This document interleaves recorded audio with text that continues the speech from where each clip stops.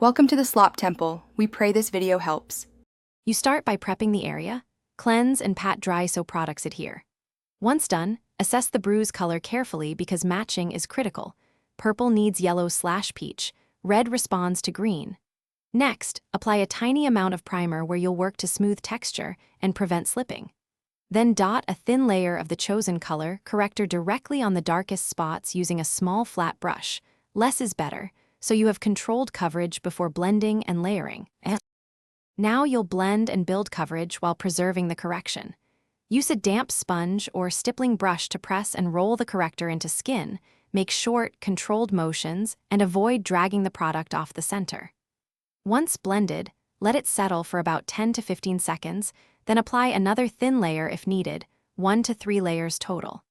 If the bruise still shows through, warm the tones slightly with a peach concealer, then feather the edges so the transition looks natural.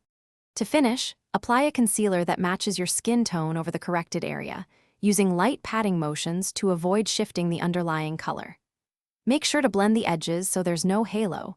Once blended, set everything with a pressed translucent or skin tone powder by pressing with a puff to lock coverage and prevent creasing.